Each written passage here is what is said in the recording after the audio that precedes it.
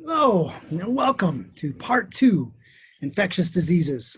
So part one covered a lot of bacteria. Yes. So now we will get to, we'll start off with the viruses. And yeah, we'll go through many different types and hitting the highlights of causes of infection.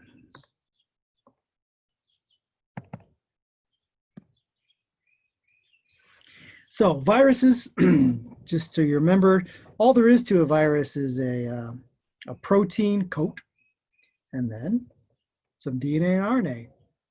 I need a couple enzymes in there to help out. Super simple though. They can't reproduce on their own. They need to inject their DNA into a nice cell that has all kinds of machinery in it.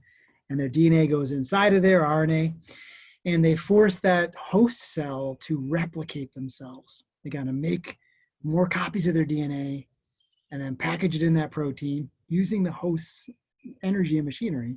And then they make more copies of themselves.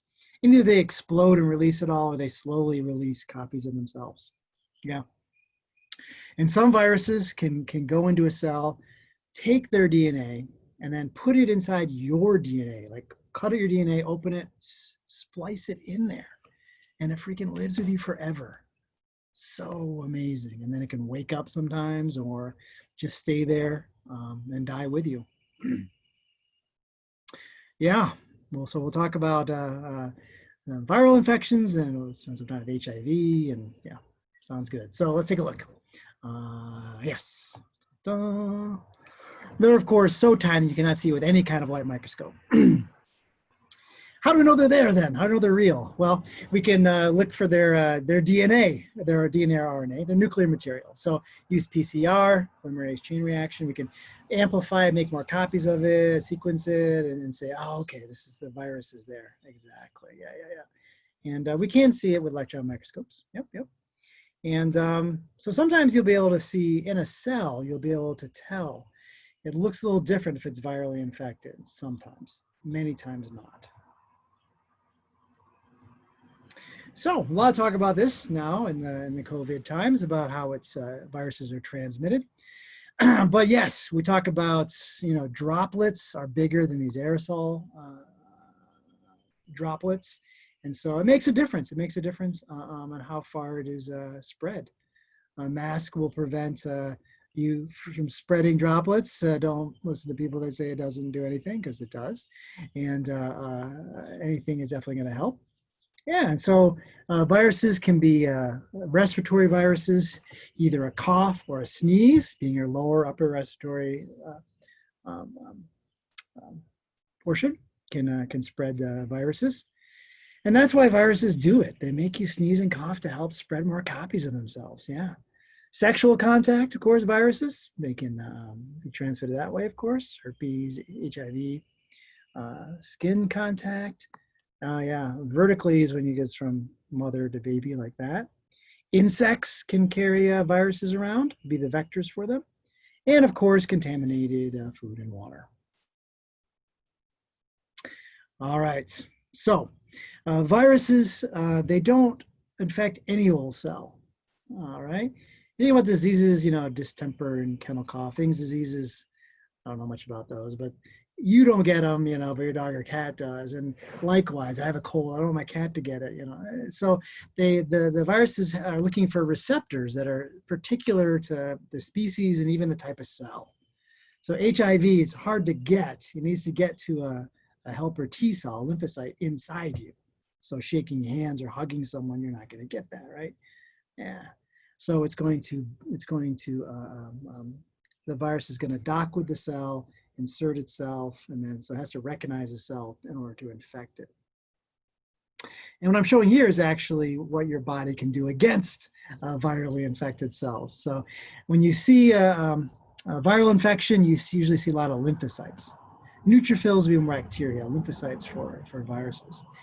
And you can do it through the humoral response, is through antibodies, or the cytotoxic reactions, where your type of T cell recognizes the cell as being infected because it behaves a little differently. It puts out some some markers that are not normal, and then it knows to destroy it with these perforins that shoot holes in it, and then it dies. So treatments for viral infections. Well, you have a common cold, there's COVID, there's nothing, we can really do. Remdesivir, there's talk about it being, again, it's so new. I don't know if the studies are showing that it does help people serious, but otherwise we got nothing. That's why, social distancing, masks, all we got. Once you have a virus, it's so different than a bacteria. We have antiviral drugs, Tamiflu, Valtrex, Remdesivir, and these drugs they work on normally in preventing viruses from duplicating themselves. So we figure out like at what stage, what do they need to duplicate, what kind of enzymes, and can we block those at various stages? So maybe the virus can't make its protein coat. Maybe the virus can't duplicate its DNA, RNA. So that's how we work on it, Antibiotics, we got lots of them, right? And they work pretty well. Antivirals don't work, they just don't work as well as antibiotics. So viral diseases are harder for us to treat. And in many cases, you make people comfortable, you try to treat the symptoms, that's all you got. What does work, of course, is vaccines. You can immunize them. You do that ahead of time. Yeah. So some viruses, like I say, they put themselves in your DNA. And that's why it's hard to get rid of something like herpes or HIV, because it's in your cells, And so we can do things to slow down its duplication, but you die with it because it's put itself in your cell. We can't kill all the cells. Ideally, you'd be able to tell which cells have it in it and then just attack those cells. So if we can make all the virally infected cells come alive at once and show themselves, then we could kill them. But as you can see, if they're hidden in your cells, so hard for us to eliminate it from our bodies. So yeah, chickenpox, that same virus can wake up as an adult and cause shingles. We talk about infection being latent, which means it's hiding and it's waiting. And the lytic phase is when it's dividing. And when you see it, feel sick usually. And so here's two parts of a spectrum of viral diseases: the common cold and Ebola, right? So Ebola kills you within a week. Common cold, really never going to kill you, and you might get it again and again and again. So it just depends on the virus, on what it's going to do. Yeah. Well, one that we don't have to worry about, but people should remember: smallpox. That was, I put this picture, old pictures of it. It's been eliminated. We had a vaccine. We got rid of it in the whole world. There's probably a vial or two at the CDC and maybe in Russia. And if it were to come out now, it would be an incredible bioweapon because none of us have any immunity to it. But it was a deadly disease. The dark stains on our history is we purposely, we gave smallpox blankets to Native Americans. And when we look at how we conquered, I say we, this is, I don't even want to be part of this, but Europeans kind of took over the new world, North and South America, by disease, by carrying diseases. Quite a few, but including smallpox, to which the new world then was completely naive to it. Influenza or the flu, that is, it's not that tough. You gotta do is just, it's killed by some warm water and some soap, but it's travels in people and it changes so quickly that we just can't get rid of it. As humans, we can't just stop and get rid of it. It's just, we have this reservoir of people, and new forms are mutating every year. But vaccinations are a wonderful thing. We don't get smallpox anymore. We don't get polio. A lot of things because we've gotten rid of it. Yeah. A lot of these are childhood ones or respiratory routes, definitely. But if you get the disease or if you get a vaccine, a lot of these have lifetime immunity. Yeah, take a look. Yep. Mhm. Yeah, yeah. These are things you recognize in your when you get vaccines, right? Childhood vaccines. These are all on your list. Hopefully. All right, let's talk about HIV as an example. It's a virus came out in the 80s. We believe it originated in monkeys and other primates from Africa, and probably over time it mutated so that it could affect humans because there's a simian immunodeficiency virus. Think of this, it's in monkeys, and so, but the human form when it first came out, very scary because it just was spreading, and there was just nothing we could do against a viral disease like this. So you diagnose a patient. Well, you probably see um, signs of being immunocompromised, these other infections I'll talk about. But if you have very low type of T cell, helper T cell, it means the virus destroys those when it divides them then, yeah. Or you get other infections or this kind of sarcoma that you don't see normally unless you're really immunocompromised. So it's not actually, what's going to kill you is not the virus directly killing you, it's killing the immune cells, the T cells you need so you can't fight off simple things. Yeah. Yeah, latent period of years between your infection. And if you look at this, over time, you look at it's some good news here. I mean, this looks at prevalence. There's people that live with it, all right? But looking at deaths, you're seeing this is new infections is coming down and deaths is both coming down. And looking worldwide, nice, huh? You don't see this. You see it coming down. So we have new drugs, but in other parts of the world, they're expensive and not available. But we have condom use, and we have education that is really bringing it down. And if you look at deaths by age, you can see this red is it's like 15 to 49. So it's a disease of not the elderly. It's going to be a younger disease. So very sad. Right.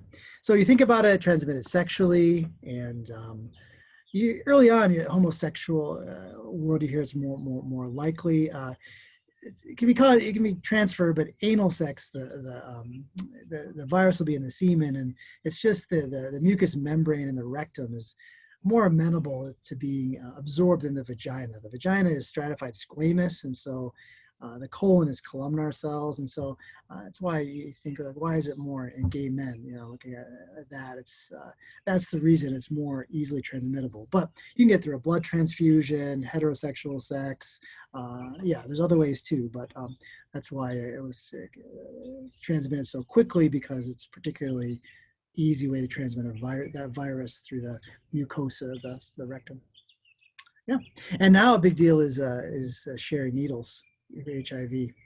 So the virus itself can't live outside the body very long at all. It's pretty wimpy. It doesn't like hang around. But you share a needle, you share blood, or you share other fluids. Yeah.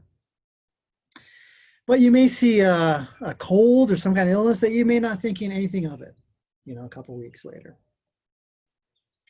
But within you, it's proliferating. You have no idea that it's in your T cells, and it's infecting these helper T cells. And then that's HIV. And then AIDS is when you're going to have this immune deficiency disease where you can't fight off infections. And so you see these skin sarcomas and you see fungal infections that normal people could fight off. But if you're immunocompromised, you can't. Yeah. And so the virus particle attaches to these CD4 receptors on these helper T cells. It's going to inject, I believe it's a retrovirus. I believe it injects RNA, and then your body reverse transcriptase turns into DNA. Yeah, and then that DNA goes into your DNA. So that's why you can get some drugs work at that reverse transcriptase. Normally, transcription goes from DNA to RNA, right? You transcribe something. makes messenger RNA. In this case, you go from RNA to DNA, so it's reverse. It doesn't happen in our bodies elsewhere. So if you can get drugs that affect that operation, you can keep HIV from duplicating. I'm probably getting off a little too into the weeds here, but it's kind of interesting. And so what you'll see is that these T cells, their numbers, at first, when you destroy them, your body will make more, but over time, it just goes towards less and less of these types of helper T cells. And so they can do a couple tests. They even sell home tests now. You can look at this, but a couple gold standard tests to confirm that you have this virus. And then what the patients do, they'll go in and they'll look at viral load and T cell numbers. And so that's how they'll follow the progression of the disease. And you want low viral load and you want high T cells. So they look at more than, let's see. Yeah, if you got over 500 of these T cells, you can fight off infection, but you get less than 200 of these T helper cells per milliliter, and then your body is just open to all kinds of infections. Yeah. So if you look at this chart, it's kind of cool. You look early on when you get the infection, your viral load is huge, but then that comes down, and then you can see that your helper T cells. Look, this is years, and it depends on the person how fast it progresses. And when it gets below this kind of 200 level, that's when you have AIDS, when you start being susceptible to these opportunistic infections. Yeah. All right, so you'll see often before you get any of these tests, this generalized wasting away and enlarged lymph nodes and Kaposi sarcoma. This was the mystery early on when they first, California, I think they were discovering these young men had these this rare kind of cancer in the skin, and it turns out it's because their depressed immune system allowed this rare cancer to happen. Yeah. So a lot of these opportunistic infections, you'll see. I see histoplasmosis and fungal infections and canidia. These things happen because you have a lower immune system, because your T cells have been destroyed by this virus. So today, when you look at blood products, before early on in the 80s, it was big scary when we weren't. It could be you could get it for a blood transfusion. It's pretty rare. They say no risk here. Okay. Whenever you say no risk, I'm not exactly sure, but yeah, I would get a blood transfusion. I'm not going to say I wouldn't get one, but yeah. And then yes, you see intercourse gay and heterosexual, and then IV drug use. Yeah, that's how we see it. And it's the biggest problem with HIV is in Southern Africa, well, most of Africa, and that'll be from mother to offspring too. Sad. Oh yeah, but now if they know this, they can prevent this. Yeah. So no vaccine, and the reason why is it changes so rapidly, so we can't get a handle on it with that. Reverse transcriptase, there's errors are introduced. There's not as good editing, and so remember this thing divides millions of times, and so errors are going to come out. And then all of a sudden it's changed, and then the vaccine is useless. So we try, to get vaccines and drugs, and then the virus simply sidesteps us and keeps going. But turns out that a cocktail or a combination of drugs, antivirals, is today's therapy, gold standard. And yeah, people that live normal lives for decades and decades now with these drugs. Expensive, it's if you live in a country where you can't get these antivirals, then this is not a big relief to you, to know that these exist, right? And in any case, yeah, it does not, you don't get rid of it, but we've learned that if you stop the replication, you'll prevent these symptoms from occurring, and you won't have full-blown AIDS. Yeah. And you don't need to know all this, but I look at this, I see integrase inhibitor, protease inhibitor. These are things that prevent the virus from making its protein shell. That prevents it from integrating or putting into the DNA. So you know, all this research that's going on, looking at Agent HIV, looks at hitting every possible avenue of how the virus reproduces and trying to stop it. So don't let it get into the DNA. Don't let it make the protein coat. Don't let it divide. So all these things that, none of these is a magic pill, but this combination we found works really well. Yeah. So, I mean, of course, all this research has gone on to it. And interestingly, you can look at the political and sociological. Early on, research was not put into it because it was seen among the gay population, and there was conservative faction that thought that all kinds of horrible things. We drug our feet. If you want to look at how we put money into research, this is where we drug our feet because of people's, you know, views on this. So yeah, but anyway, or a little better today, a little better.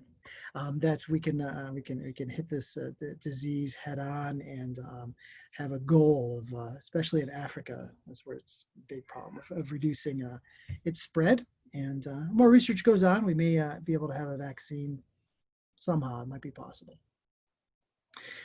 Yeah, contaminated needles, we can get to that. We can get at that, offering needles, definitely. Yeah, and yeah, safe sex.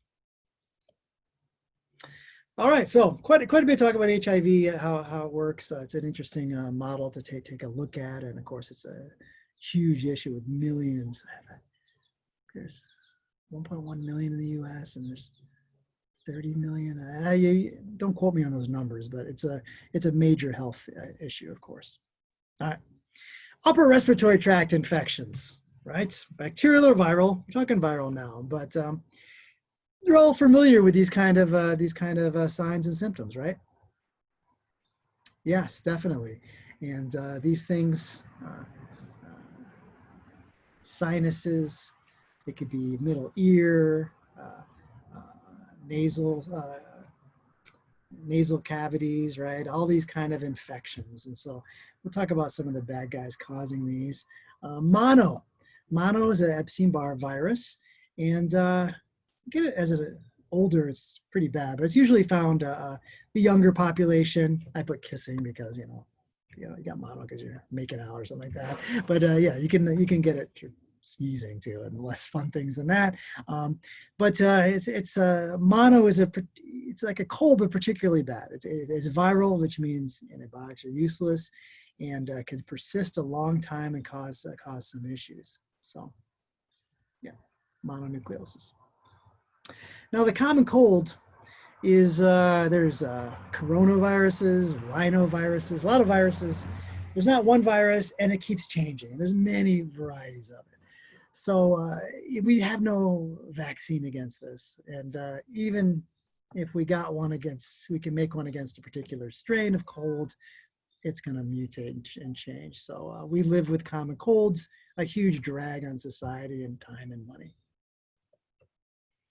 All right, infections of the skin and mucous membranes. Of course, HSV or the herpes type 1, remember, is just going to be non-genital. And then type 2 is purely on the genitals. And this is viruses, and the type 2 on the cervix, remember, can cause cancer. Indeed, right here, yep. So these things, and here it shows you, in case you're interested, you're looking at a cell, there's little telltale signs that they're virally infected. Right, normally, see viruses, but cells behave a little differently when they're virally infected. Yeah, and you can, genital herpes can be transmitted to the baby if the mom has active outbreaks, and so a C-section is probably the way to go there.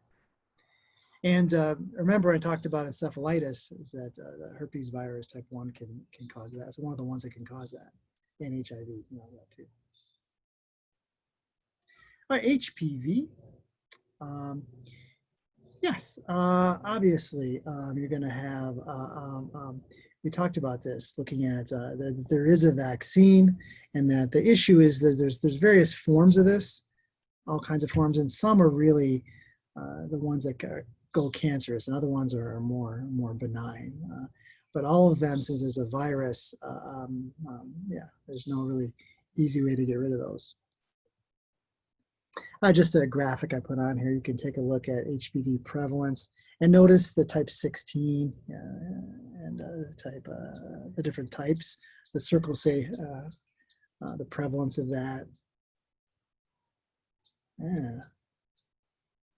Yeah, and then you can look at cervical cancer incidence rate and see the correlation there in cervical cancer and the bad types of HPV. A lot going on in that graph. All right, I put an exclamation point because emerging viral diseases. The book did not know about COVID when the authors did not know about COVID when they wrote the book. So, I'll talk just real briefly about that. But we are really worried about emerging diseases. These are usually things that are zoonotic, that are jumping from usually birds and bats. They're particularly bad harbors of viruses, and they can mix.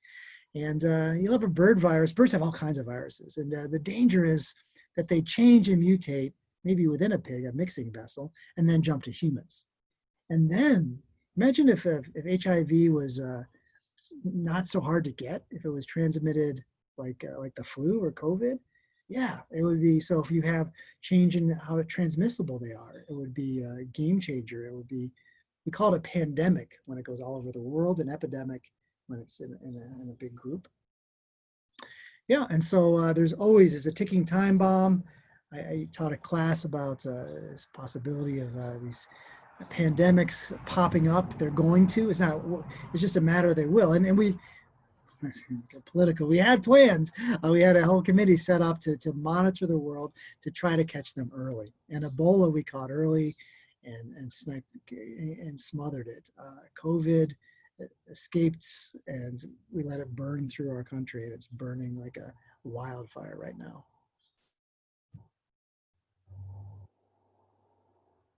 And we worry about things like the plague and cholera to make a big resurgence, and some of these drug-resistant strains that we have. And if there's slight changes, these things that could become much more deadly. A lot of diseases are just on the edge. There's something about them that makes them not so deadly, but a mutation could cause them to be transmitted much easier and be much more deadly. So yeah, you hear about the Ebola, SARS, and MERS, right? Remember the Zika virus caused anencephaly, West Nile, transmitted by mosquitoes and the crows. Yes, this a week old, but it hasn't gotten a lot better in a week, all right? Looking at the cases of, at this time we have over 120,000 deaths because of COVID, and 2 million cases, something like that, in the U.S. And the U.S. has more cases than everywhere in the world. And you can see in Europe, they have brought it down, and we have not. We have not. We have had a horrific response to this novel coronavirus with just leadership that is just not existent. Well, it's existent, but very little leadership at the top to test, to contain. And we don't have a population that's apparently has the ability to socially distance properly. And yeah, you guys are living this with me, right? That's why I'm here. I'm here instead of being in front of you because of this response to this virus. And even with the optimal response, in hindsight, it's difficult. I mean, we could control it, absolutely, but it's difficult in a real population. But we're particularly doing a bad job in the US. So coronaviruses have been around for a long time. Colds are caused by, I think, like a third of them are type of coronavirus. But this means COVID is coronavirus disease 2019. And it was given that name, and by the World Health Organization, they named these things. And yeah, it came from a coronavirus that wasn't so bad, and living in bats, and then it jumped to humans, and probably in a market in Wuhan, China, and then it's traveled from humans. It spreads really easily, and it's really deadly. It gets into our lungs. And you may hear people say, oh, no, it's not deadly, it's 1%. Or, well, okay, yeah, but you talk about millions of people, it's a lot of people. And you talk about the elderly, it can be up to like 30%, 23. So, if you are in a nursing home and you catch COVID, we're talking about, 1 in 3 chance you're going to die. And so, um, okay, not going to get political on this, but anyway, COVID is a type of a virus. It's not the flu. It's a coronavirus that has mutated to be particularly deadly and particularly easy to spread. And so now it's burning its way around the world population. Um, yeah, how's that, guys? It's a lot more about COVID, but that's the basics. All right. Now, fungal infections are not a huge deal with the vertebrates compared to bacteria and viruses. Fungi they're in a different kingdom. So the medications for fungi are completely different than antibiotics or antivirals. Fungi have a cell wall. It's made out of a chitin material, and their chemistry is so different than antifungal medications are completely different. Mainly, they're looking at interrupting making the cell wall on fungi. If you can't make a cell wall, you can't divide, and so that's the idea. And fungi come as hyphae, have these long fingers, or yeasts look more like this. They're more budding. They're more like spherical, like a bacteria. Yeah. So fungi are multicellular, like these mushrooms, or unicellular, like yeasts that bud. And they live on us. They live in our vagina and on our skin and in our throats in small numbers. But they can jump up if you're immunocompromised. Yeah, take a look. You recognize these guys? Aspergillus, Candida, Malassezia. Yep. Penicillium. Yeah. So all these fungi. So you can get fungi. These fungal infections you can get, like ringworm and other fungal infections under your nails, they can last for years and live with you for years and decades. They're hard to get rid of, and they don't cause a lot of issues, these ones I'm talking about. Fungal infections that spread in the blood in your lungs are deadly, but the ones on your skin are very common and hard to get rid of, and you can live a long time with them. So we talk about a fungal infection being a mycosis. A mycologist studies mushrooms, so myco means fungi. And there's different ones. If you look here in the US, you recognize these, like histoplasmosis, right?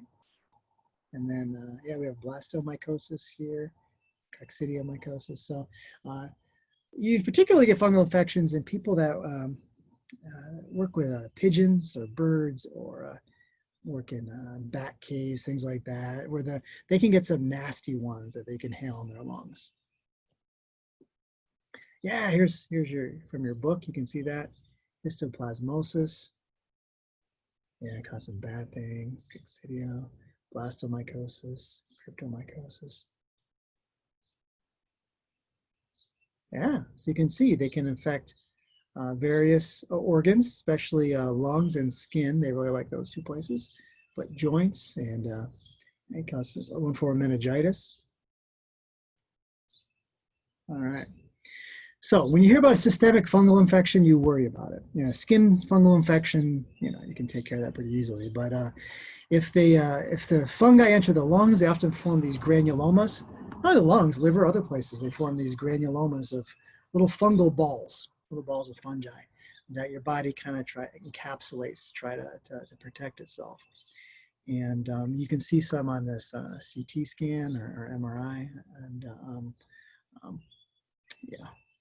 not good. And some of these take a slow course, like tuberculosis. Remember, that's bacterial that makes these little tubercles. Same thing with the fungi. It can look very similar. And to diagnose what kind you have, you really got to get a sample, and then you can culture it and see if it grows into Aspergillus or Candida or whatever it happens to be. You can look for antibodies as well. Or just more sophisticated tests to tell what bacteria it is. I'm sorry, did I say bacteria? Fungi. All right. Well, treatments. We have antifungal drugs. There's an ol at the end of them. Ketoconazole, fluconazole. I think I'm right about those antifungal drugs. So many times, if your immune system is fine, you don't require any treatments. Your body can take care of it. If you're immunocompromised, like you have HIV or you're on steroids, then we look at serious life-threatening. We look at antifungal agents. Yeah. And so you can see, oh, here's the all azoles, things like that. Yeah, yeah. So where you're inhibiting are, this ergosterol is what makes that cell wall, looking at the cell wall and the parts of the fungi, it's unique to fungi. So we can get some nasty old chemicals as long as they only work on fungi growth. It's not going to hurt your human cells. So that's these drugs work on preventing the fungi from being able to grow. And real common in opportunistic infections. Yeah. If you're immunocompromised, fungi can take hold. And that's why you take antibiotics, you may get a yeast infection, vaginal or thrush in your mouth. Because they're there, but they're opportunistic. And if the defenses are down, they'll grow like crazy. Yeah. And if it gets into your blood, if you're severely ill, yeah, angio invasion or invasion into your blood vessels, very fatal. Yeah, it's going to spread everywhere.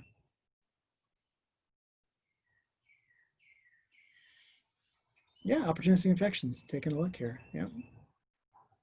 Don't have to memorize all these, but we're going to talk about some of them. So the fungi, definitely. Yep, you can see Candida is a common one. It causes, like in the mouth, it's called thrush. Aspergillus, rhizopus. That grows on bread too.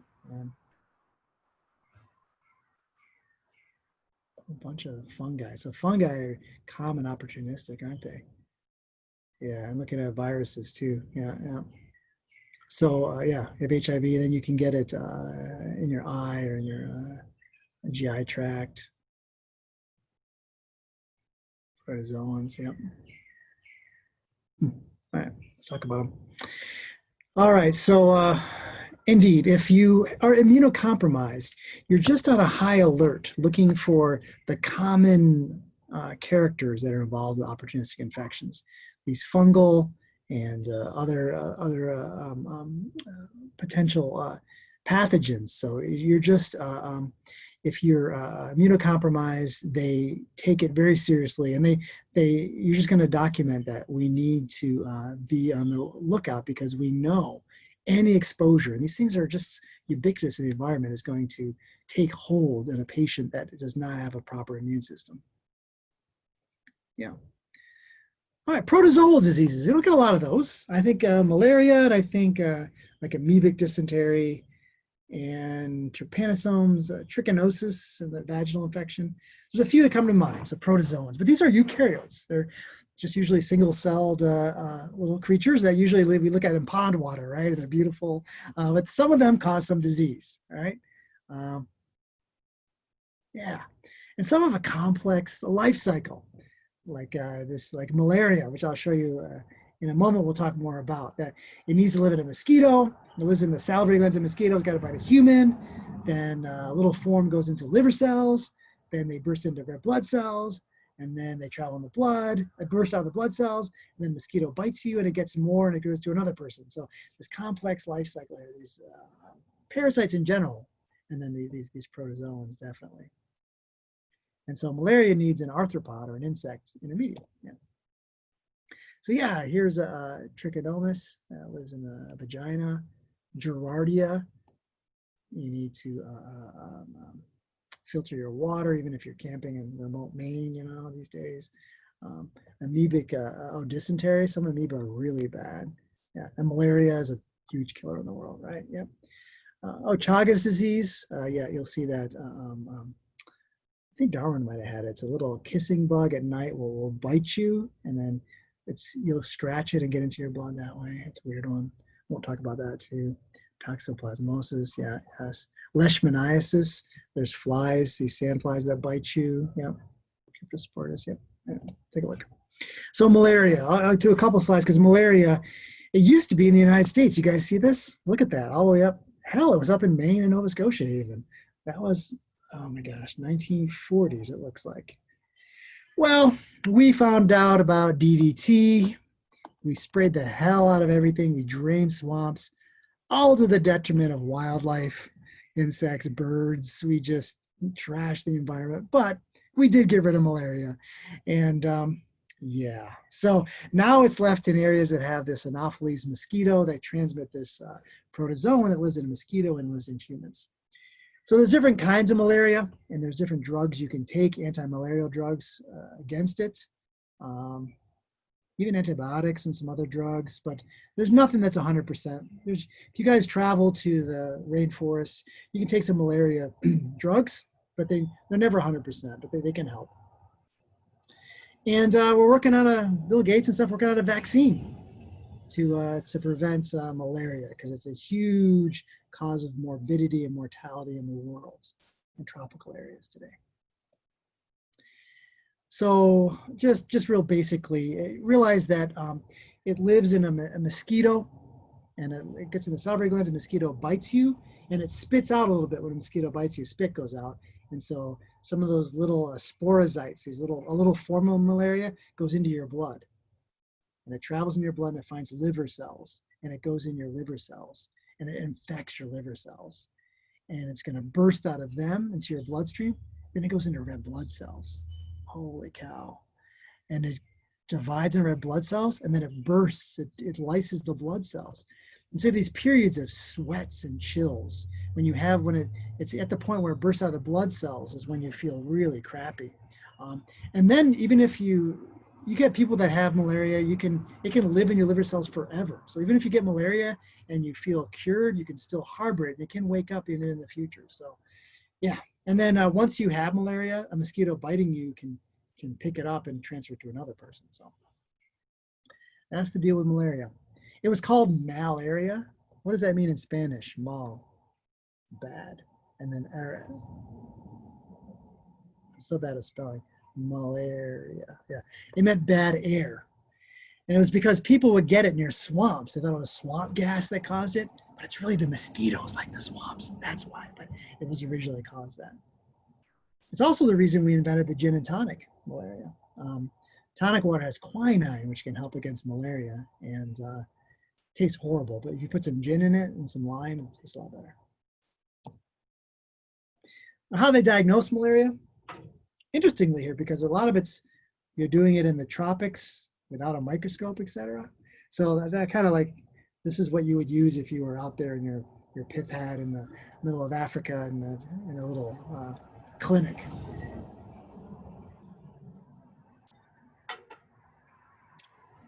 If you have a microscope, you just get a small blood sample, you smear it, and you'll be able to see blood cells that have the malaria parasite in them. Bam. This is a rapid detection test. There's another way you can do that. You can see, you want to confirm, and even if you don't see it in the blood, you want to repeat it. So anyway, it's just kind of a way to do that. So you'll see it in the blood, and if not, we have some tests too. Yeah. So yeah, antibiotics. I know it's not a bacteria, but they work against it. Other drug therapies, and there's really bad malaria. You have seizures, that's really bad. And then there's malaria. A friend of mine has had malaria several times, and it's not so bad. Not so bad. This is by region. The blue is Africa. So yeah, one thing, good news, it's downward. And secondly, it tells you that in the world, Africa has the most malaria. All right, toxoplasmosis. Again, I've talked about this too, and I mentioned why pregnant women often, they don't clean the cat box. They shouldn't. This is a really interesting disease. Here's a little protozoan. It lives in cats, and it's actually believed to change the cat's behavior. It makes them less careful. I know. No. It's in rats too. It harbors in rats, and the disease makes the rats less careful. So they're out, and they smell cat pee. They don't seem to matter. They don't care. They're like reckless. And it's thought that the disease actually changes the rat's behavior, so it's more likely to be eaten by a cat and thus transfer itself. Yeah. You guys have heard about that fungus that goes inside of an ant in its brain and causes the ant to go up and like clamp down up high where it's easily to be eaten by something else. It's a way to spread itself. It's like causes zombie ants.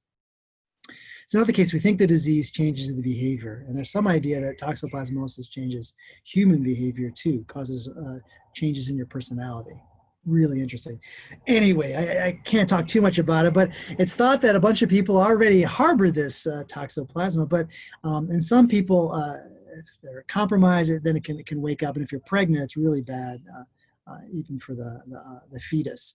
And so interesting protozoan that has this complex life cycle is in a cat, and it can go to a human and has intermediate, like rats and other animals too.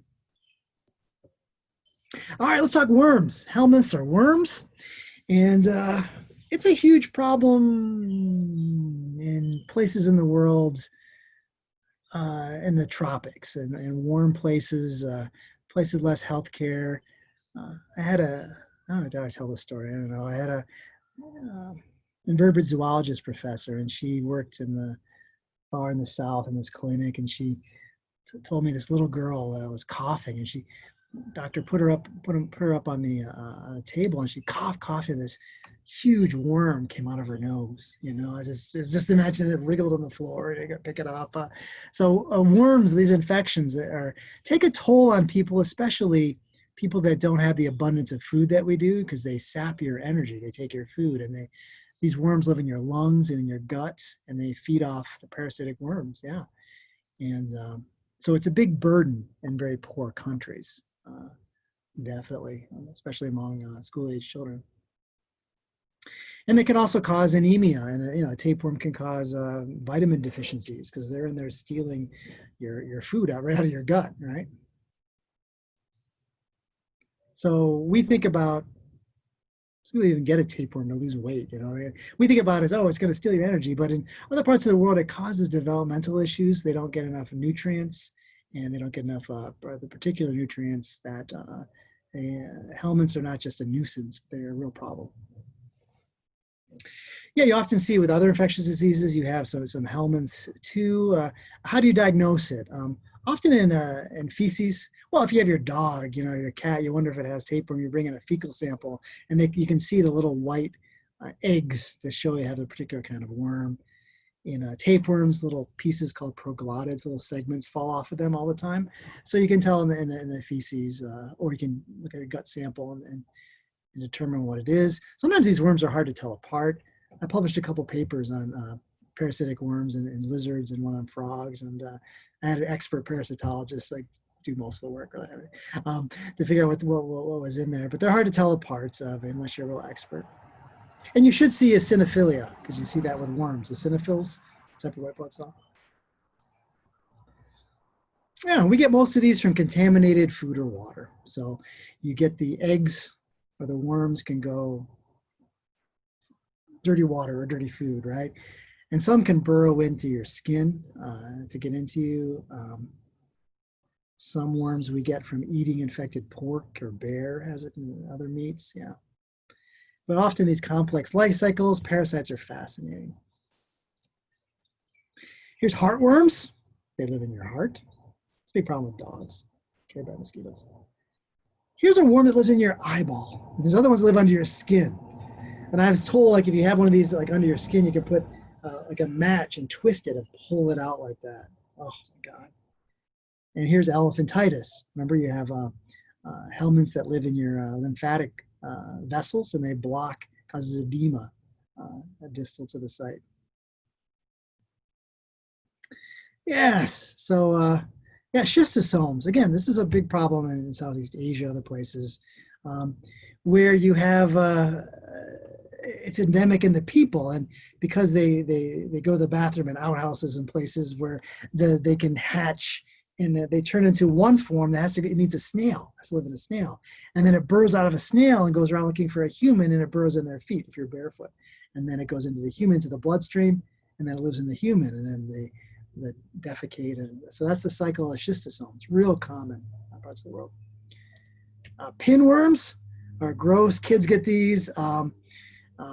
They're little worms. They don't do a lot of damage. They live, but they come out and cause you to scratch their butt, and then they'll get the worms on their hand, and they'll transfer it to other kids and things like that. And so Yeah, I think you're supposed to put a piece of like tape on their butt to see if like worms come out. Like I'm not, I don't have kids that haven't had to do that.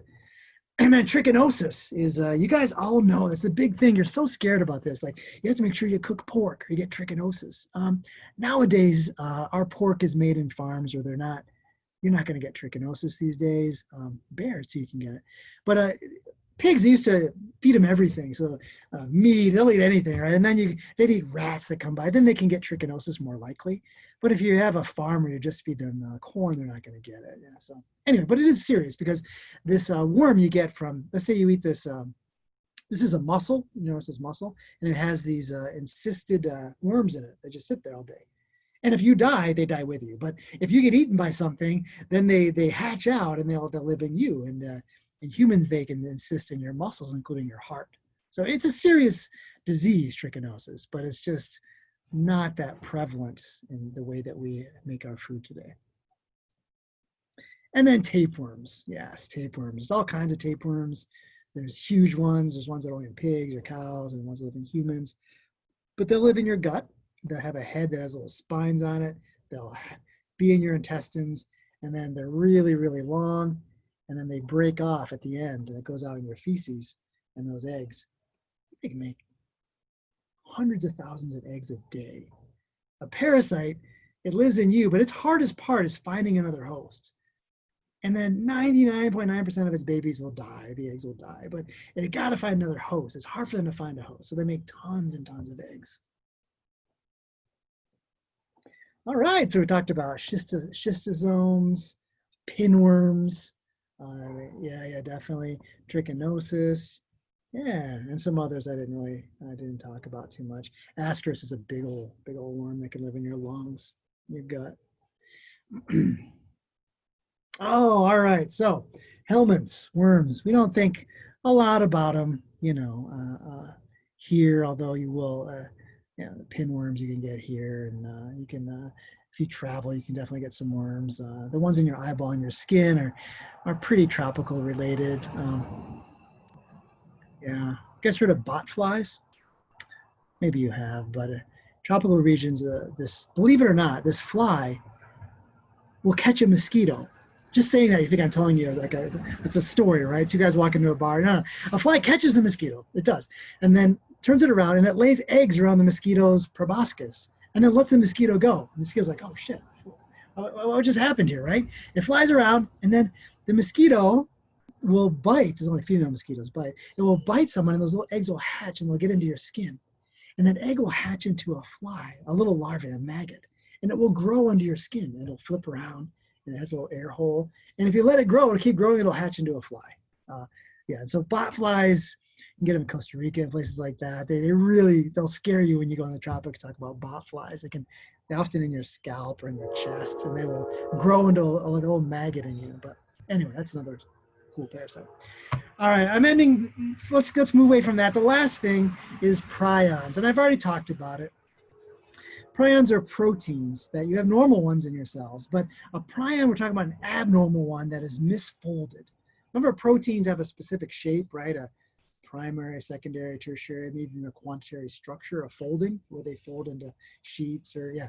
And so it's folded incorrectly. And for some reason, when this incorrect protein gets in you, it's like a chain reaction. It causes your proteins, and the prion diseases kill you always. And so we think about mad cow disease. It kills cows. It turns brains into sponges. And so in humans, it was this Creutzfeldt-Jakob disease. It's very rare. So yeah, 350 cases in the U.S. I know what you're thinking, like, wait a minute, I thought it like one. Okay, that's a lot, but yeah, of 300 some million people, it's pretty rare. But what happens is that this protein gets into you.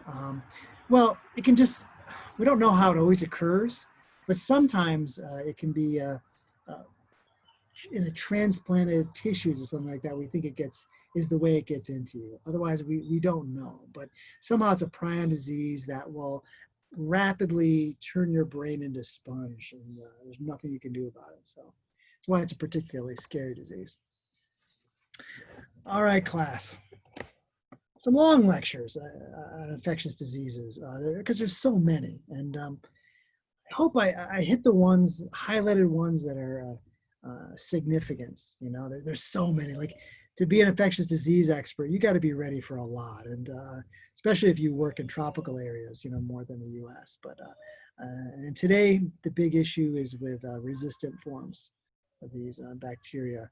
So many, and so our antibiotics, we overuse them, and they're getting resistant, and we're ending up with some scary infections that we can't treat. So that's a huge, huge area. It's called antimicrobial stewardship. I talk about in pharmacy, is being good stewards and not over prescribing when you don't need to. Whew. All right, you guys. Hopefully you've enjoyed learning about some diseases. Most of them we've talked about or you're familiar with, but probably added some meat to those bones. All right.